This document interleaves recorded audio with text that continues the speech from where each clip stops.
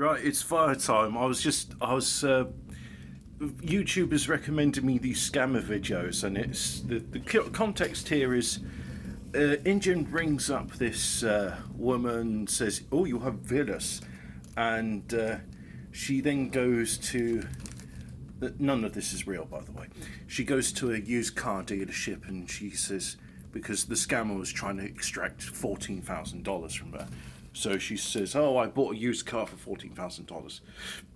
And I got cold and then I lit a fire. Well, as you can see, I'm just burning rubbish. So this might not be enough to get the fire going.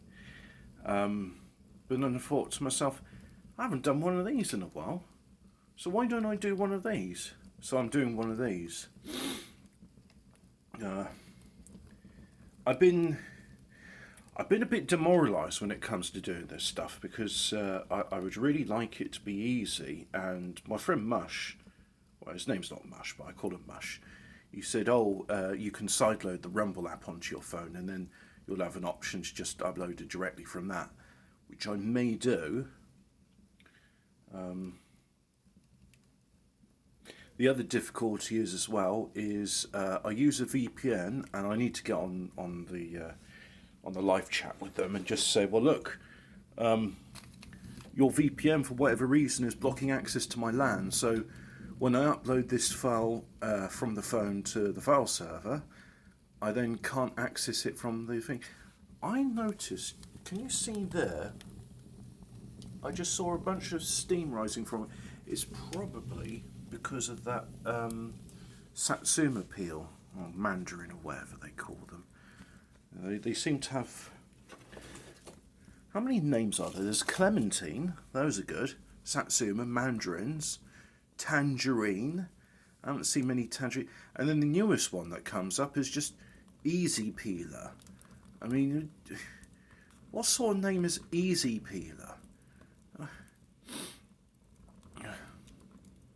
It's like saying a Maris Piper is a makes chips and mash. Why not just call it a Maris Piper? I don't know. I don't like these modern naming conventions. I've probably had a whinge about this before, but I really dislike how, because it's not well understood, that's the marketing reason for it, Perry is rebranded as Pear Cider. I mean, it's a bit like saying that wine is actually still grape cider, or that beer is barley cider. You know, this just refer to everything as cider then, because apparently people understand what cider is, but these other strange exotic terms like wine or mead or beer or ale, well, that's too confusing. We can't do that. But yeah, I think I've got a fire going here. Cool, which is good. Oh, and yeah, it's that temperature. It's not too cold.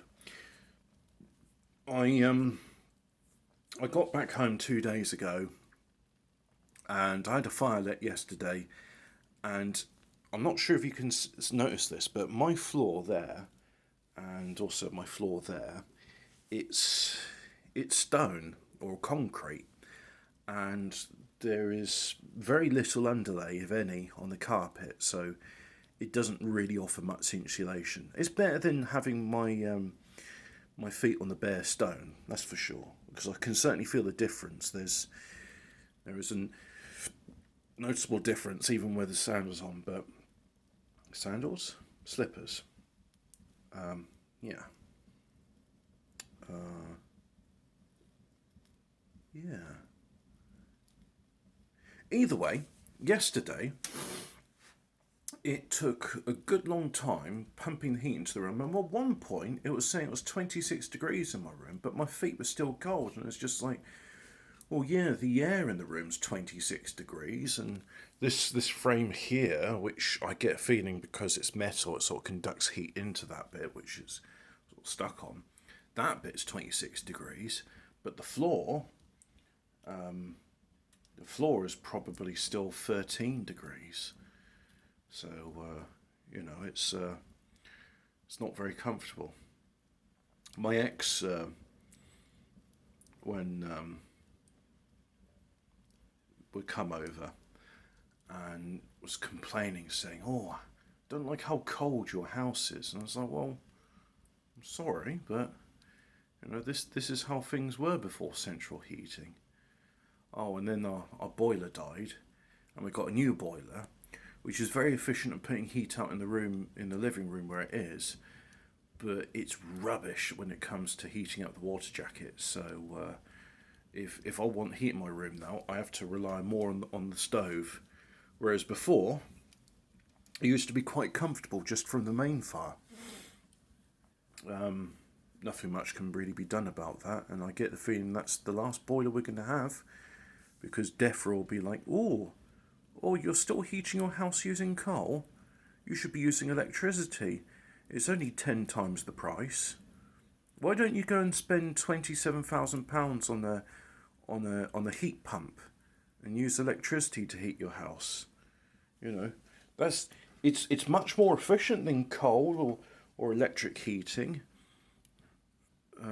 Yeah, but there's the initial upfront cost.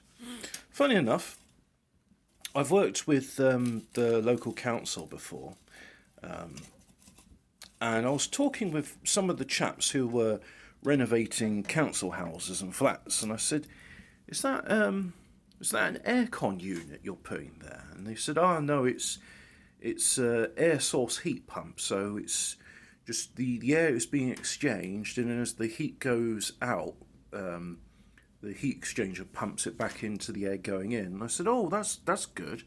Is that reversible? Can you use it to, say, when you've got hot air, you just want to, you're taking the heat from the air coming in?" And they're saying, "No, it's not reversible. It's only good for pumping heat back into the house." And I thought, well, that's ridiculous. I mean, how hard is it to engineer a reversible heat pump? The answer is not hard at all. Yet, for whatever reason, the council are fitting these non-reversible heat pumps into council flats, which I suppose in the end they can justify and say, "Oh well, it'll be much cheaper than the gas boilers we're using or the electric boilers," because I imagine what they're doing is they're using these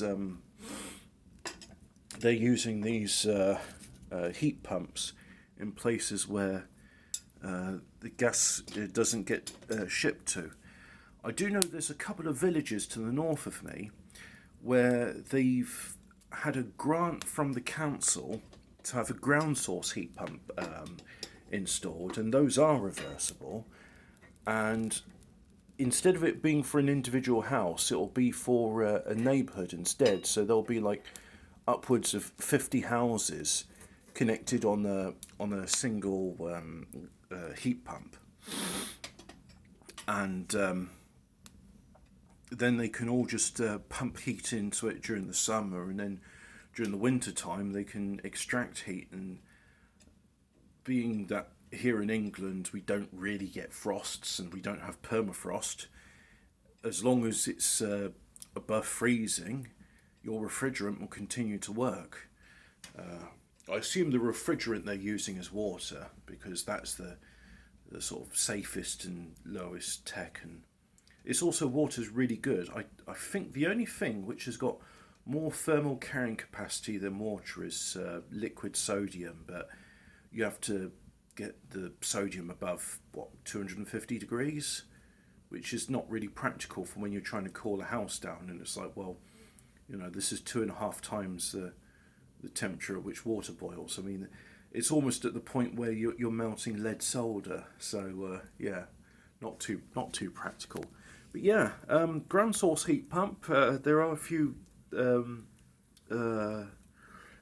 villages to the north of me which use it, and I think what helps them do it is the places where you have natural springs. So there's, I think it's Middleton Stony and the Hayfords, which are not far from Bicester, and they have they've got the ground source heat pumps. They also have natural springs, so it may just be no, it's not anything to do with geothermal. I'm sorry, I'm getting two things mixed up together. Sorry about that. But anyway, heat pumps, eh? Boilers. It's cold in my house. That's what the tangent started off on. There we go. So yeah, it's cold in my house, but as long as I run this fire, 8 or 10 hours a day, eventually the heat permeates into the ground below and takes a while to dissipate to the outdoors. And then I can walk around without my feet going numb. I am wearing thick thermal socks, so that's mitigating the thing, but it's not 100% efficiency, and I wouldn't want it to be 100% because that probably means wearing some silver-backed mylar, which, well, I'm not sure if you're familiar with silver-backed mylar, but it's not a permeable fabric. So I'd be walking around with bags of sweat on my feet and getting trench foot, which is not nice. Not nice at all. But anyway, got a fire going here. So thanks very much for watching. Now please go away.